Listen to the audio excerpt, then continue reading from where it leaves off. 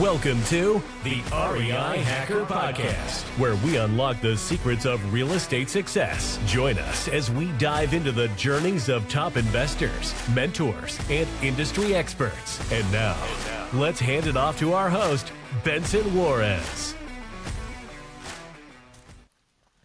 Welcome, everybody. Thank you so much for being here on this edition of the REI Hacker Podcast. I'm excited for my next guest. I'm bringing him back. His name's David Olds. David, actually, you might be the only guest that we've brought back for a second time so far, which says a lot about you. For those of you that don't know David, he's a seasoned real estate investor and an entrepreneur based out of Chattanooga in Tennessee. He's got over 22 years of experience in all different types of strategies: wholesaling, rehabbing, creative finance. He started from a single foreclosure back in 2022. And he went on to build a multi-million-dollar real estate business.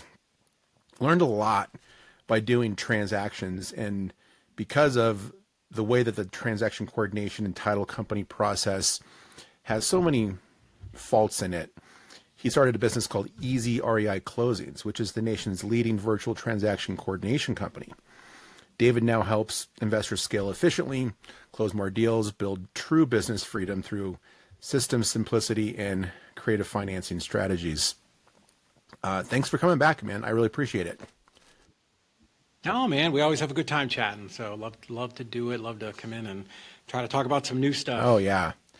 Yeah. So you've learned so much through the years in all the transactions that you've done. So you've seen the way it's supposed to work, the way it's not supposed to work.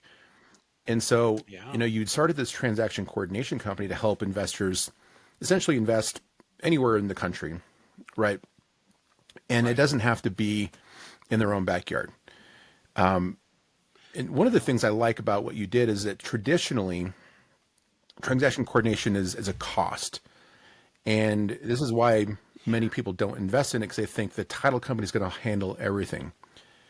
But you've managed to not only make your service, super competitive and cost effective, but you found a way to turn it into a profit center.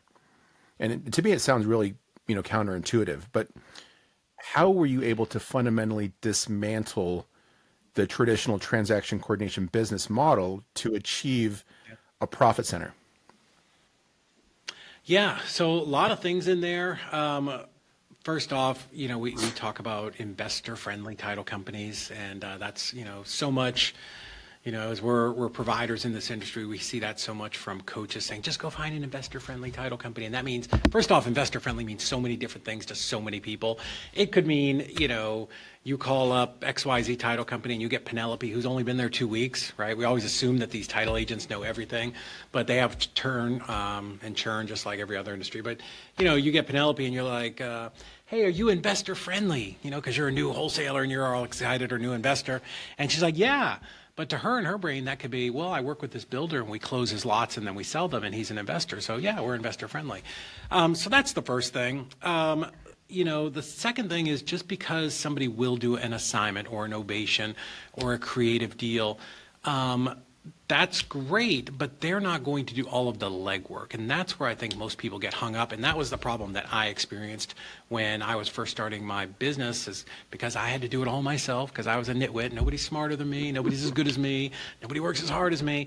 But what I realized is I did have an investor-friendly title company. They would do deals to a point. They told me no a lot, which later I realized there was another way around it, but we can come back to that.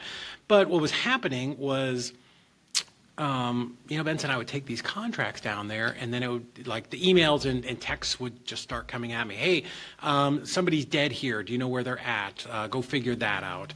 Oh, great. You need an obituary, and then, death certificates, and just all of these different things. Or, hey, this one's in foreclosure. You need to call the bankruptcy attorney. And yeah, they would close my deal, per se, most of the time, hopefully. But I was still the person doing all the legwork, but I did the thing that my coach told me to do, right? Which was go get an investor-friendly title company. And I just thought that was how it was. I thought that was it. I didn't realize that, oh my gosh, I could bring in somebody else to do this. And we're talking 2009, 2010. I really feel like we're the people that popularized the whole idea and brought mainstream the idea of having a transaction coordinator. Now there are a ton of people that took a little 6-hour course that are out there being transaction coordinators. But that's sort of how it came about, is I realized I did not want to be spending all of my time figuring out what a monument of title in Texas is, right? I wanted to be out doing deals, talking to sellers, talking to buyers, helping people, maybe working on my marketing, getting into privy and finding the very best deals. My time was not best spent figuring out title issues and doing paperwork, right? Because that's the opposite of our personality. Right. Most of us who are out here, business owners, if you're watching this, you're out here, you want to learn how to, make your business grow. The flip side of that coin is being like the accountant bookkeeper. Like, we all hate that. So that was the first thing. So we realized that I had to have a transaction coordinator in my company.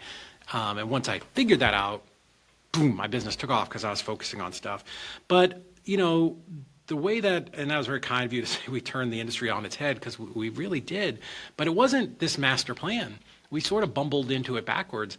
I was at a mastermind, something completely different, and somebody was talking about adding in this fee to their contract, and I'm like, why couldn't I take that and adjust it and use it for my own transaction coordinator so I can help offset some of these costs? And over the years, we've figured out and we've crafted this where we actually have our end buyer pay it. Like, it doesn't cost you anything. In fact, you can really turn it into a profit center, just based off of kind of what your TC's charging. For us, the more deals you do, the cheaper it gets, but you're still charging them, $9.99, $1,500, $2,000 per transaction as an administrative fee. And all of a sudden now, not only are you not having to fool with all this stuff, right? You're doing more deals. The TC is going to close more deals because they're just better at it. Like, our TCs have done over 8,000 files. That's a lot. There's a lot of institutional knowledge in there. But yeah, it can either be free or be turned into a profit center. So it was really amazing, and it's something that our clients have 1,000% latched onto. And I think we have over 362 clients or something like that. And like, nobody ever leaves because they realize, God, I do not want to go back to doing that myself. It's the worst. So there's the traditional things that we think that a title company does, and you just mentioned a few examples. And by the way, they all had to do with somebody dying. I don't know, is that because of Halloween? You're just thinking about death stuff? You know what? My coordinators sometimes joke about our clients. Like, they'll say, "Man, I think Bobby just stands outside the funeral home and passes out business cards." Probate's that's a good niche, but it can be challenging, right? Because you've got all kinds of things. But no, we handle a ton of foreclosures and stopping that, and people who are divorced and somebody's got to deal with both of the sellers, or bad tenants, or crazy liens, and just all sorts of things. But there is definitely a lot of dead people. So this kind of just comes with the business where some of the opportunities are at, right? Because a lot of the people you work with are operating directly with the seller, and those people are in distressed situations. And with distressed situations comes complexity. So this isn't typically just the normal on-market property where the person decides to sell the house and they got as much time as they need because they're not in foreclosure. Someone didn't pass away. There's no bankruptcy or divorce is likely, right? Maybe there is. But what you see on the MLS is basically straightforward transactions, and that's what people typically think about, right? And with you, you're intentionally targeting, and I say you, but your clients oftentimes are intentionally targeting distressed situations. So that's going to come with more baggage, and that's why the investor-friendly title company is important, because they have, you said, this experience to be able to handle these situations that the average person just isn't coming into normally. And that can kill deals, right? Because of timelines. Yeah, most of us, none of us read Rich Dad, Poor Dad and decided, you know what, I really want to figure out, how to deal with 27 heirs and solve these title problems. But to what you said, a lot of on-market deals are, a $400,000 house that was sold 2 years ago and now somebody's just reselling it. Typically, not many investors are targeting those properties. Even the on-market properties, so Benson, we're looking for expired listings. We're looking for houses that need work, that need repair, something like that. And very often, those come with title issues. And a lot of times, agents, maybe it's a $50,000 house, and agents are like, I'm not doing any of this for 2% or 3% for $1,500, it's just not worth their time. They want to focus on the big money, right? Where we as investors, this is what our job is. Our job as an investor is to come in and help a situation and bring our expertise, right, to these deals.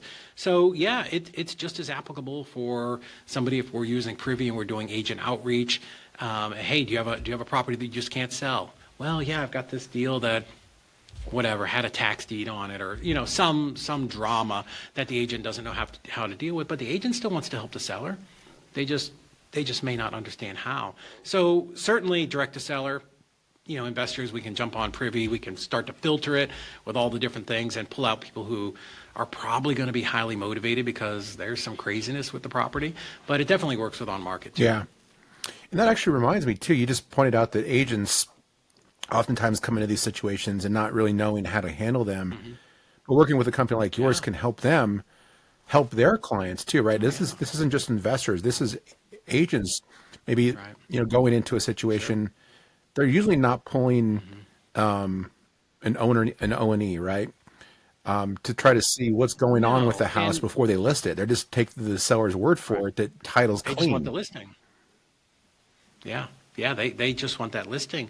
Yeah, absolutely, 100%. And yeah, that's our goal, right? Our goal is to just come in there, and this is really what we specialize in is, curative title, figuring out and solving the problem. So, and a lot of this comes back from when I was first starting. I worked with First Title Insurance Company here in Chattanooga.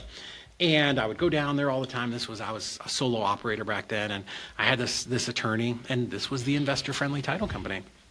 I had this attorney, his name was Jeremy. We actually nicknamed him Dr. No, like the James Bond villain, because he was kind of a little heavyset guy with bald hair. And, I'd run down there and I'd put the contract on his desk, and Benson was 1 out of 3, 2 out of 4 contracts. Oh, I get the call later. Davey, this one of these people is dead. I'm like, okay, great. What do we hit?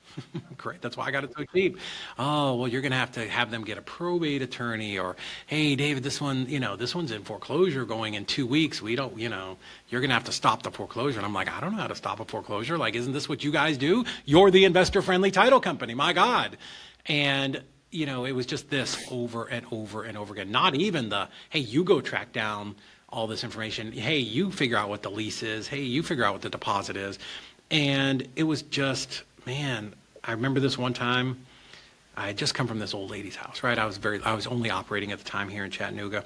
And this lady, God, sweetest lady, but she was like 90 years old, literally looked like she was on her deathbed.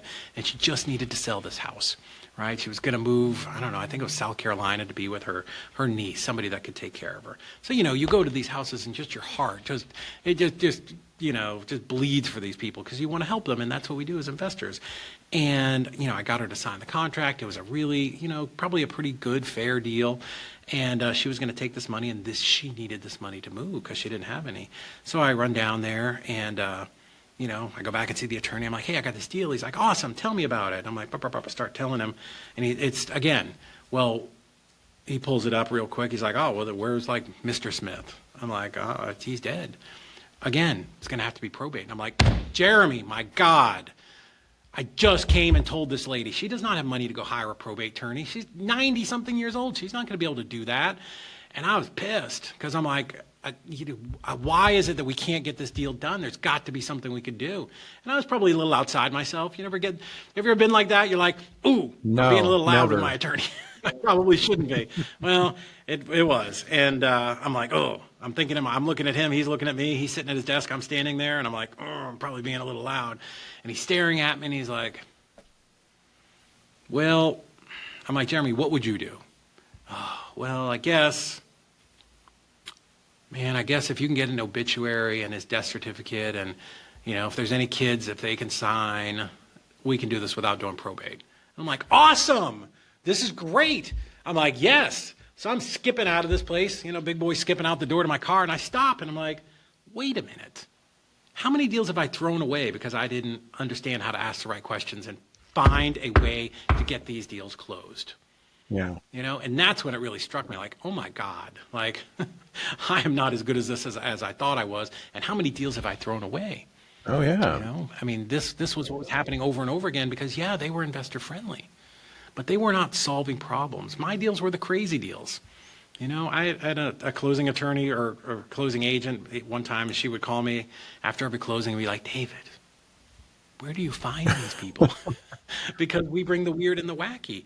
And so this is kind of one of those things that was always in the back of my mind. And I did get good at it to a point of, trying to work through these problems, but at what expense?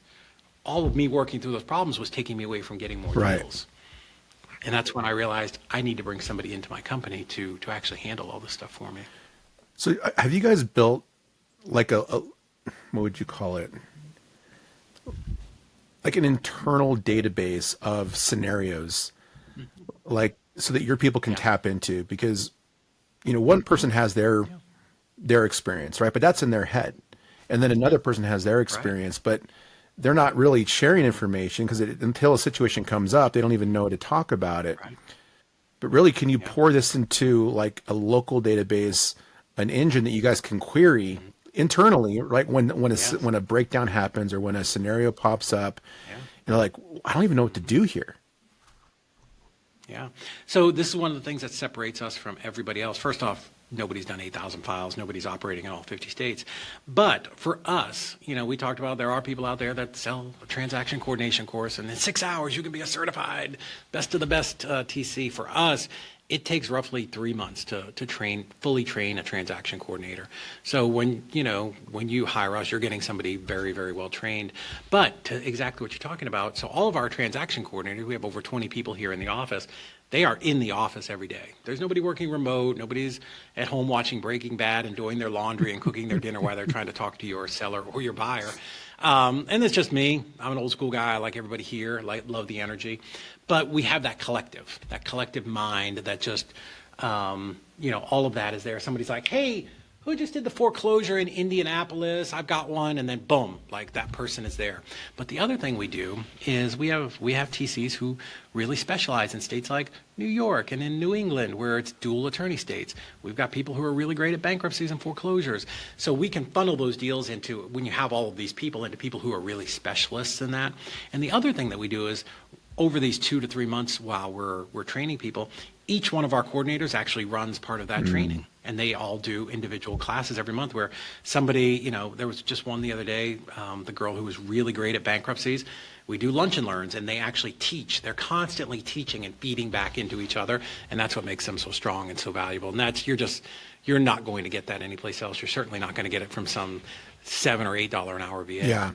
You mentioned the thing about the different rules in different states, right? So real estate is, historically and notoriously localized, right? So like the laws, the title rules are different from one state to the next. And that could be an extreme challenge for most people who are doing stuff in other states because they don't know, they're not there, they don't have that experience there. Yeah. So how have you been able to learn those things in all these different states? Is it just by doing transactions, or is there like a book you can buy on here's how you operate in Indianapolis? Yeah. There is no book, not even for title companies, believe it or not. We used to own a title company in 6 states. There just is no resource. One thing that we do have, which if it's okay with you, I'd love to give it away. It's free. We have a free report. It's called The War on Wholesaling. It's exactly like it sounds, thewaronwholesaling.com, and you can go there, and this is free. But it's a report of all the states that have state regulations, like legitimate state laws regarding, wholesaling, what's legal, what's not, and then all of the ways to kind of work around that. So that's good. But for us, we have constantly updating our internal drives as far as what's going on in each state, and we have over 500 partner title companies throughout the country, because not every title company is created the same, right? Somebody may be okay with doing an assignment, but they won't do a novation. They may do a novation, but they won't do a sub 2. They may do sub 2, but they won't do an FHA sub 2, right? So we have over 500 in every single state across the country. And a couple of reasons. One, even if we had the best, Elm Street Title in West Virginia, maybe they're the best title company, We have broken title companies before because they're like, send us all your deals. And I'm like, you sure you want all our deals? Yes. And we send them all the West Virginia deals, and it's just more than they can handle. So our job to our clients, right? My job is to make sure your deal gets closed. So I don't want to overwhelm Elm Street Title. So I will take those deals and we will petition them off to a couple of different trusted partners, because if they get overwhelmed, they're going to drop the ball, and then you should be mad at somebody and you should be mad at me because we're handling what title company it goes to. Are there any scenarios? You talked about the files that you missed out on, the ones that you decided not to move forward with because you weren't thinking outside the box. Is there any sort of thing that most title companies pass on because they don't want to underwrite it and they don't want to put their name on it and insure it, right? Yeah. That they historically have passed on, but you guys figured out a very creative and unique solution to that. Now it's like it's opening up everyone's eyes to like what's possible. Yeah. Yeah, I mean, after 8,000 files, first off, let me say this. The title business, because we owned one in 6 states, it's an insurance business, so they're all about risk. So let's first off, to get to where you're going, let me just explain a little bit about title companies. It'll be a little bit in the weeds, but so title companies are extremely regulated, very regulated. You have to be licensed by the state insurance commission to even have it. So you have to follow the rules. Everything has to be up and up. So when people would call and like, just tell the title company to do it. You can make them do it. You do all these deals. We really can't. I mean, maybe we could, but it's not what you should do. So a title company, you have an underwriter. You've heard of First American, Old Republic, WFB or WF, whatever it is. Old Republic, you have all these different underwriters. Well, the way that it works, the title company really only makes money on the title policy. They make a little bit. There's like a closing fee, a few $100, but all that other fee is, doc stamps, transfers, that all goes to the state. So title company makes money off of a title policy. Let's say it's a $1,000 title policy. Depending upon your split with your underwriter, you may get 80-20. You may get 80% of the $1,000, right? So title companies are not as profitable as people would think. So maybe I make $800 and I have $200-300 in closing fees, whatever it is. Well, that's great. So I collect 1,000, I keep 800, I give 200 to First American. Awesome. Now, I'm doing the underwriting, I'm doing the title search on this, and if I stamp it and say, yeah, this property's great, and if, let's say I cut some corners and it's a $100,000 property, if there's a title claim, right, and somebody comes out of the woodwork, we missed a cousin, a nephew, an heir, or we didn't get the spouse to sign, right, they have a legitimate claim, and like, hey, I did not sign off on this property, I didn't get paid, whatever. Well, let's say that's a $100,000 house. Do you know what percentage of that $100,000 I'm on the hook for? 80%, $80,000, but I collected 800. So do you see the risk here for title companies, why they don't really love investors? Because I said, we bring the crazy, death, divorce, job transfer, like all of these problems. And the title company has a choice. They have choices. They can deal with us as investors, or they can just go talk to a bunch of realtors who are reselling a house that was sold 3 years ago and probably is not going to ever have a problem. So I just want you to understand that, to put it in perspective of why title companies don't love working with investors. And we're terrible communicators if you're not using us for a TC, like all of the other things. So this is why, when a title agent's looking at 2 files, right, human nature takes over, like, oh my God, I got this piece of crap that's going to take me forever. Or I got this one for $400,000 that I'm going to make $3,000 on the title policy, as opposed to this one where I'm going to make $800, right? So this is what happens. All of that to say, when you ask about deals they don't want to close, this is why when the first time a title company hits a snag on your deal, they're like, hey, Benson, there's a lost trust document here. When you find that, let me know, and we can keep moving on this property. And they're going to take that and they're going to put it aside. And when you go figure out the thing they just told you to figure out, then you can come back and they'll pick that file back up and they'll start working on it. So that's the problem. It's a little bit of laziness, a little bit of apathy, a little bit of maybe they're not trained and this isn't the thing they're used to doing. And they're constantly kicking this stuff back to us as investors. And again, which one of us read Rich Dad, Poor Dad and decided, I want to be a title abstractor? I really want to figure this out. Right. So that's, I think, the biggest disconnect in our industry is so many coaches out there, they just say, oh, go get an investor-friendly title company and all your problems will be solved. That's just not the case. That's not the way it goes. So 2 things. First, title companies they're insured as well, right? So if there's a claim, don't they have somebody where they can go get money to fix the issue that they're Yeah, dealing with? So you they're can. also insured. Sure. Yeah, and now maybe they don't get an 80-20 split. Now they're all of a sudden, now they went down to a 50-50 split. Because it's not just going to affect this deal. It's going to affect every deal they do across Right. the board. You know what I mean? One bad file can affect your whole business. A couple bad files and you'll lose your license. This is why they don't love investor business. And now it's getting stricter and stricter and stricter on what they will and won't do. So yeah, so you have to have somebody that can ask the right questions. Hey, Dr. No, what else can we Yeah. do here? Or, again, after 8,000 files, we have figured out how to whitewater rapids down the stream here and not hit the rocks and get capsized because we've just done it over and over again. So with our clients, weird stuff happens all the time. Like I have stories upon stories, and it's not, hey, Benson, we can't close this deal. It's, hey, Benson, this deal's got a problem because of this, but here are 3 solutions. Which one works for you? Because it's your business. I'm not going to make decisions for you, but I'm going to come back and give you some options of, hey, here's what we can do, or let's all jump on a call with your seller, and here are some options. Here are some ways that we can navigate this, right? Maybe instead of doing the bankruptcy or the let's just keep talking about probate. Hey, here's what we can do. If all the heirs are on board, we can prepare affidavits. We can do this. We can do all these things. If I can get all these, I can get clear title so that we can make this deal go through. Because that's our job. That's how our coordinators are paid, right? You don't pay them that way, but I pay them based off of performance and speed. How quickly are they getting these things closed?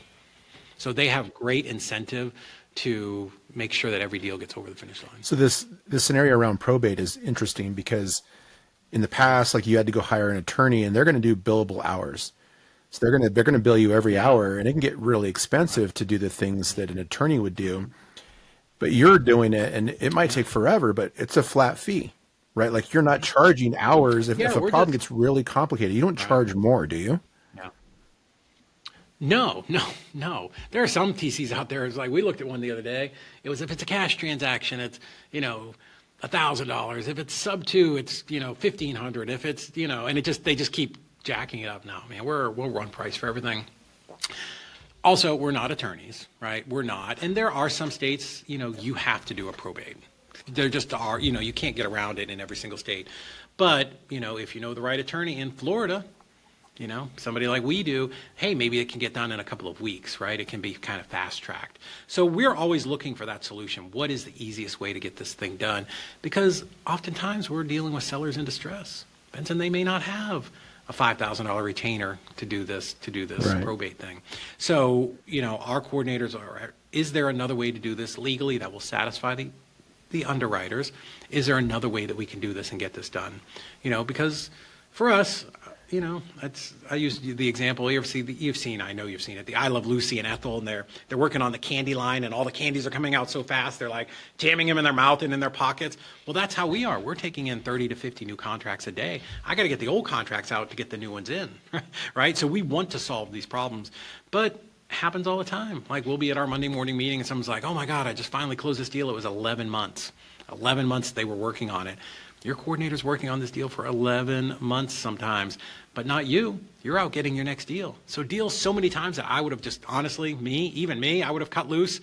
The coordinator's just on her dashboard, and she's working it every single week until it closes. Are there any scenarios that you guys avoid where like someone brings you a file and you guys are like, it's just not worth it. Like we can't get this done for our standard fee. Yeah. Or, it's too risky. We'll work everything. No, there are definitely mostly it's around fraud stuff, but no, we'll work anything. Sometimes we'll say, hey, Benson, this is going to take 8 months, right? I don't know, whatever it is, right? And you've got a $2,000 spread on this thing. Do you really want to keep doing this, right? It's probably the juice isn't worth the squeeze here. And most of the times they'll be like, nah, cut it loose. It's not. I have better things for you to be working on, right? So you would rather have your coordinator working on the $50,000 deal than the $2,000 that's going to go forever. But no, if you want us to keep working with the seller while they're working with the bankruptcy attorney, no problem. We will keep doing it. As long as you've got a buyer and a seller in place, like it's an active deal to me. You brought up probate we've a had couple people close deals times for as being $500. problematic. Is that probably the biggest headache of all the different types of transactions, probate? No, we get a ton of foreclosures, pre-foreclosures. In fact, the other day this one happened. Listen to this. So the wholesaler had no idea. They submit the deal. It's just drag and drop. It gets assigned to a coordinator and the title company. So the first thing that happens, right, you submit a deal to us. It's going to come over. Let's say Claudia gets it, right? Claudia is going to call Mrs. Smith. Hey, Mrs. Smith, my name's Claudia. I work with Benson, and I'm going to be helping you on your deal 123 Main Street to go ahead and get it closed. Hey, Mrs. Smith, got a couple questions for you for the title company so I can get you paid just as quick as possible, right? 8,000 of these. It's like the Matrix, man. We've got like a 5-page intake form. We're asking all the questions. Because have you ever been close to closing and like all of a sudden 4 days before closing, it's a ton of questions from the title I've had company? that the day of closing. Yeah. Well, again, 8,000 of these, we know that. So we're asking all of those questions up front. This is how we compress time. So anyways, I think it was Abby at the time. She was going through these questions. We did a whole podcast on it. And she's asking the seller just nonchalantly. They're just having the nicest conversation. And she gets to, hey, you're not in foreclosure, are you by chance? And the girl's like, yeah. Whoa, what? She's like, yeah, it actually goes to the courthouse steps in 72 hours. This is a true story. And we're like, oh my, in Abby's brain, she's pulling the emergency brake. Okay, hold on. Do you have some letters? What do you have from the trustee? Like now we're in a whole separate conversation, right? Like this sense of urgency changes a lot. Hey, I need you to get all of this stuff for me here today. Who's the trustee? I need their phone number. We need to call them right now. And we actually had to put 2 coordinators on this. They spent 20 hours over the next couple of days, and we got that deal. That we got the foreclosure postponed. Nice. That girl, the wholesaler, ended up selling this thing and making $62,000. Because we were able to come in and postpone that deal. She had no idea it was in foreclosure because she didn't ask the right questions. And that's okay. I get it. We're all busy. We all want to get the contract. But because we were there supporting her, being her back office, we asked the right questions because we've done so many of these. And that's how we found out that this thing was in foreclosure. We actually put 2 coordinators on it. We stopped it. She's happy as a clam because honestly, I would have let that deal go. If I didn't have a coordinator, I'd be like, well, I can't get this thing done in 72 hours. Sorry, hate it for you. I can't do that. But, our team, because we've got that level of expertise, is able to jump on the phone. Can we always do it? No. All of you listening, do not call us with foreclosures in 24 hours. There's no guarantee that we can stop that. But if it can be stopped, our team has experience doing that. Oh, yeah. And that's all from experience too. Like she just knew what to do because you guys have been through all those files and she knew which questions to ask. Yeah. For the investor or the wholesaler, should they be checking public records on every deal they do? Should they be, pulling an OMNI, or is there anything they can do to prevent this from happening? Yeah, there's definitely some stuff, and we have a little giveaway that we do that we've prepared for our clients, and it's how to ask good questions in the acquisitions process. Mainly just so that and can set good expectations, right? Let's just say you're talking to us. Let's just say, right, it's going to foreclosure in 2 weeks, and the acquisitions person doesn't ask that question. It goes over to Dispo. Dispo finds a buyer, and he's like, yeah, but I've got 3 other properties. Is it cool if I close in 30 days? And the Dispo person's like, yeah, that's great. And all of a sudden now the thing is gone before you can even close on it. So you always want to be asking these questions, and the sooner you know, the better, right? Because let's say you didn't know that. Let's even assume you had a great buyer who would close at any time, and you send it over to the title company and you don't let them know, hey, this is happening. Chop chop, we need to get this thing closed really quick, and it just goes to the bottom of their pile because you put a 60-day close on it. When they're going to look at that 10 days before closing, and that property has already been sold, right? So there's so much that goes into it. It's, I have some of the big CRM guys, and they're like, well, I'm going to put a transaction coordinating model in my module in here where they have check boxes. And I'm like, dude, the check box is not the magic.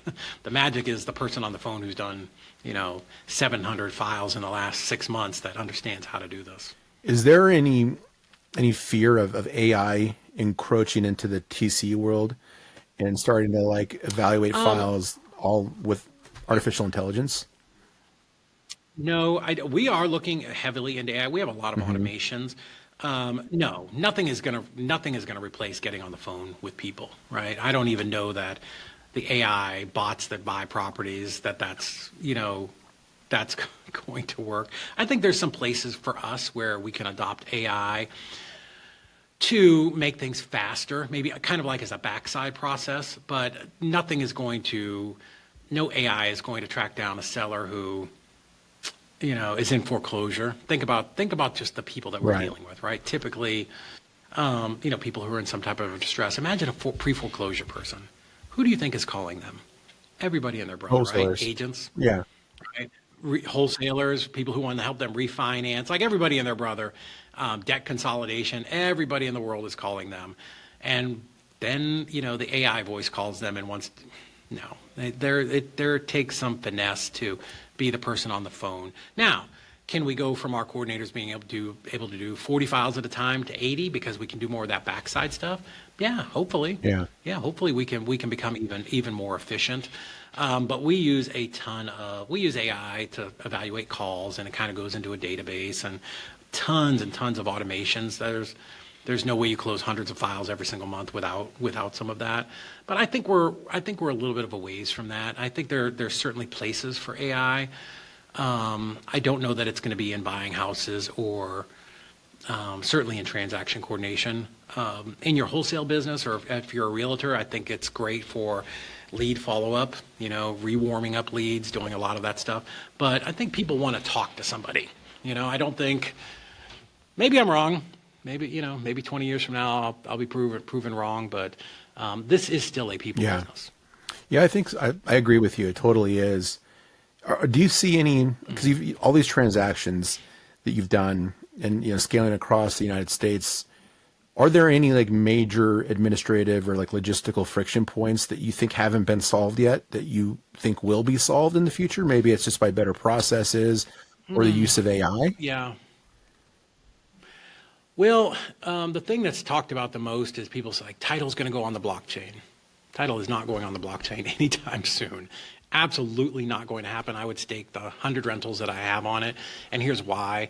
There are 3,600 counties in the United States. Do I have the number right? I'm pretty close, right? It's 36 something.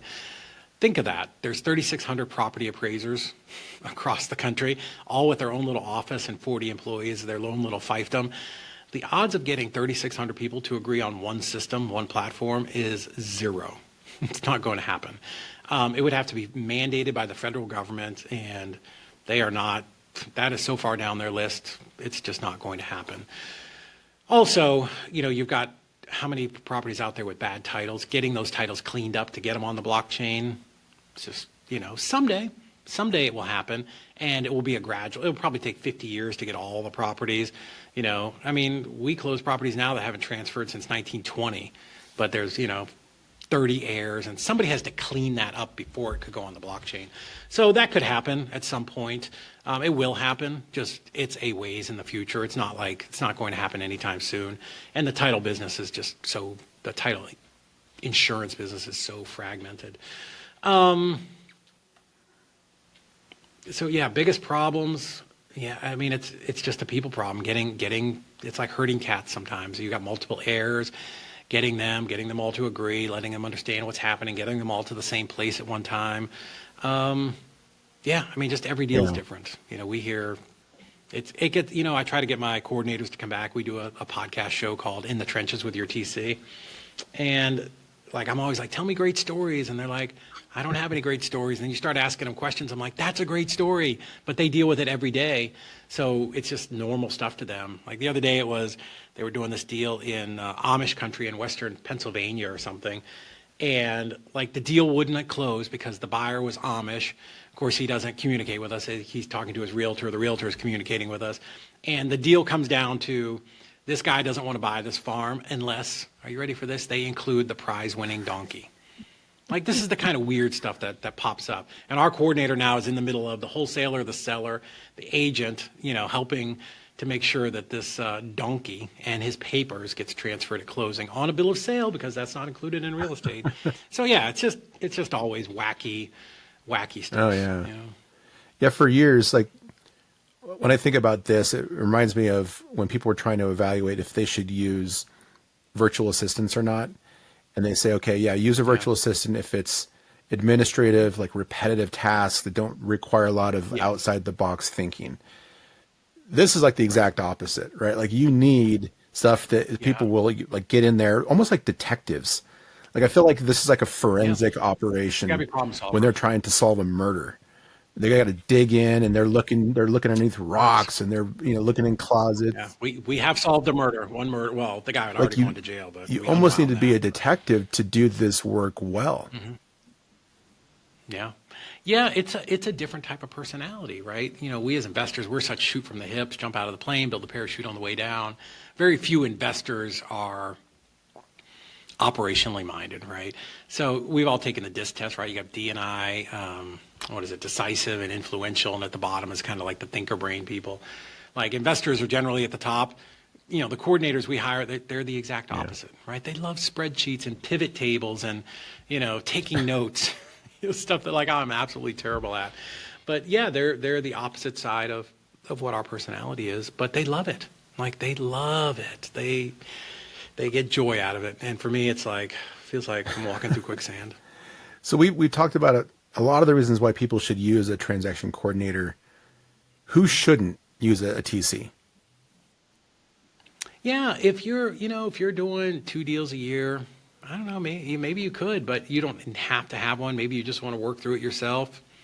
Okay, like, I mean, I don't say that we're the answer for everybody. If you're a super control freak, you're just going to have to do it yourself, and you're going to cap yourself out at 2 or 3 deals a month. I went through the pain of realizing that I'm not good at everything, and that in order to scale, I was going to have to bring in some experts. I couldn't do the bookkeeping. I couldn't do the QuickBooks. I needed an accountant. I couldn't be out painting every house. I couldn't cut every lawn. I couldn't do every transaction, right? If you're that control freak person, please do not click the link. Right? Like, you've got to be able to let the experts come in and do that. And that's, there's always a little bit of growth with our clients when they come in. The first 30 days, they want to talk every single day. And afterwards, they're like, I get it. You're going to close my deal.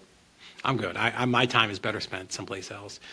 The people who should, if you're just getting started out, what do you know about title and transactions and talking to attorneys all day? You may not want to do that. It may make you nervous. Great.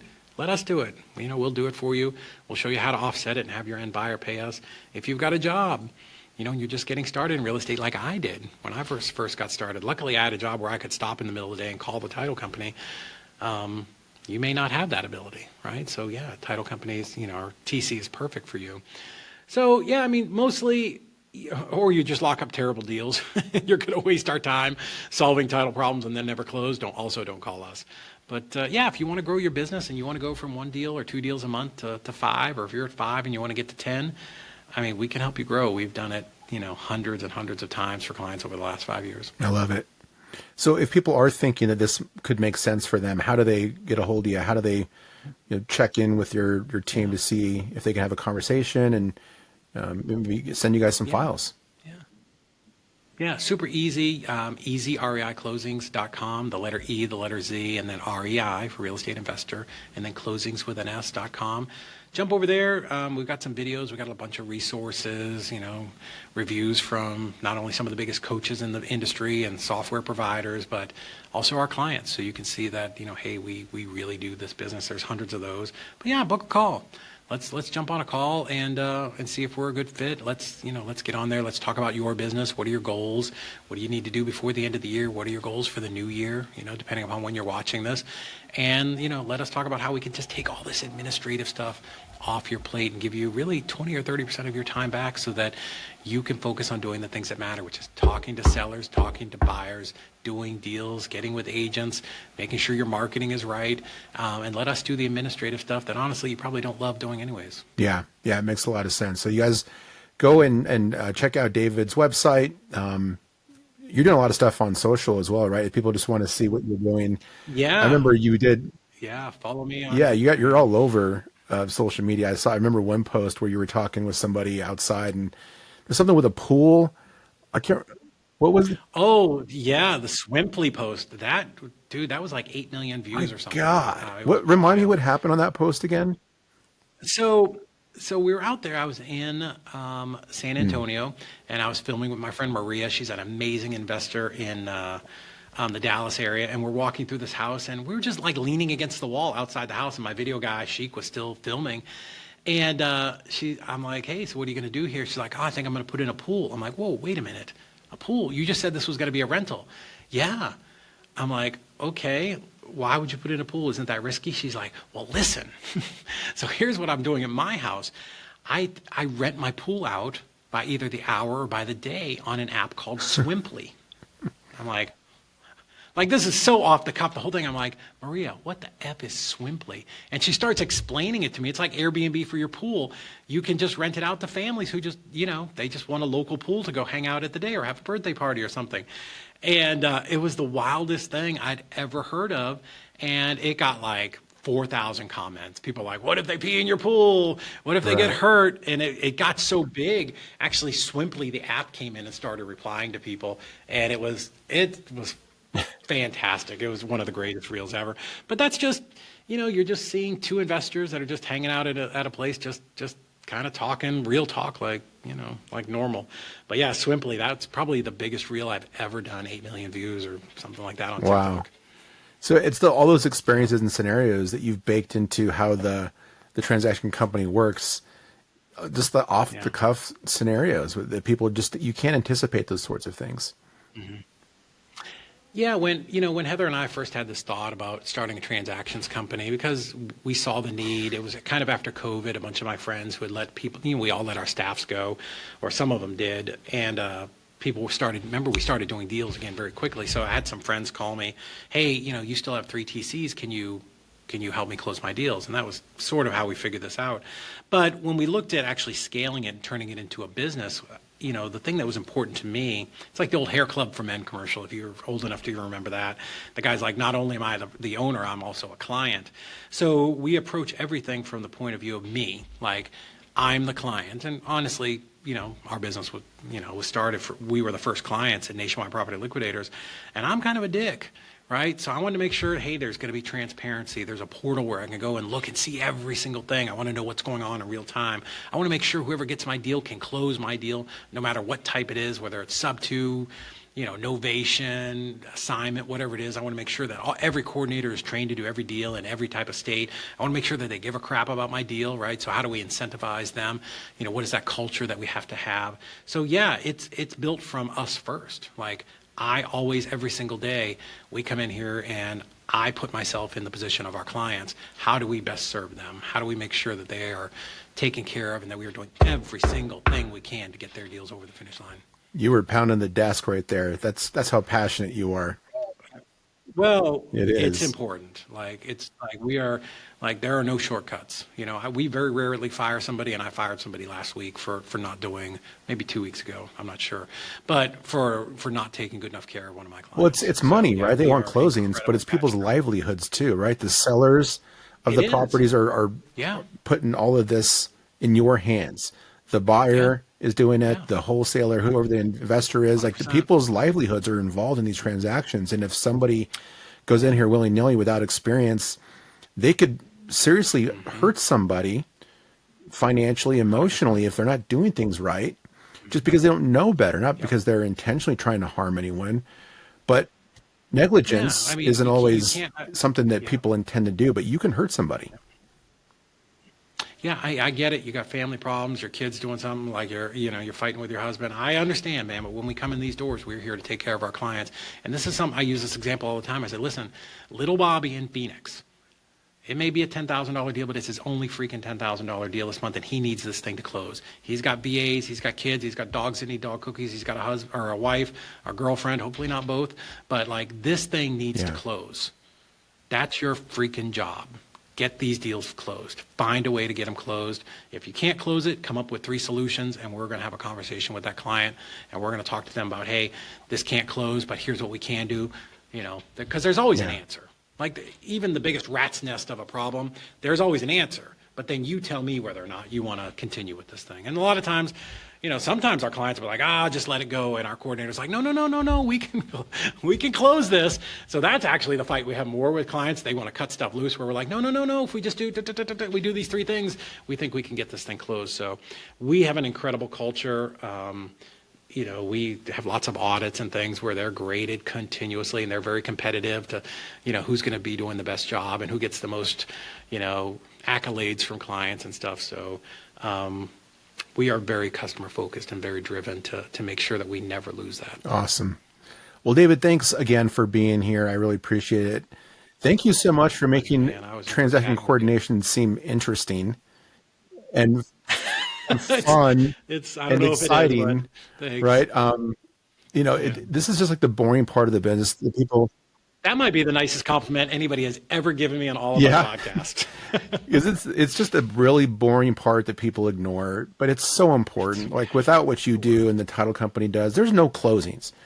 And so you guys, if you're out there doing deals and you want to scale, like David said, or you want to, make more of like your files get to closing quicker, more effectively, more efficiently, go check them out. Like this is an indispensable service that you need, especially if you're doing multiple transactions across state lines. You want the right team to be there for you, right? Most of us are solopreneurs. We're just doing this on our own. And so David's team is not just a service for you. They're your partner. They can help you get these files across the finish line. And this is all money in your pocket. This is the seller's well-being. This is the buyers if you're assigning. So go check them out. You need these guys on your team. I appreciate that. And, and it's the magic of great companies like yours that allow investors, no matter where you're at, to kind of pop in and out of any market in the country. And that wasn't always like that. Now we have amazing software like Privy, which, dude, every chance I get, I tell people how freaking phenomenal it is. But it's, if you want to have that business and you want to go to the best markets in the country, yeah, 100%, you're going to need somebody that understands how to operate there. And then, let us close those deals. You've been an investor for a long time. Can you think of a deal where you're like, the title was so bad it made you want to dig your eyeballs out with a fork? Oh yeah. Think about it. Can you think of one? Let me ask you this question. Did you know it was going to be that big of a pain in the butt the day you signed the contract? No, you never know what to expect. We're all optimistic. We think everyone's going to be great. So, if you're thinking, well, if I get a hard one, I'll send it over. Of course, please send it. But you just never know. You never know. And contracts have a 50% close rate in the United States right now. Don't rely on the flip of a coin to decide whether or not you're going to get paid. Send it over to us. Our clients are closing at 78%.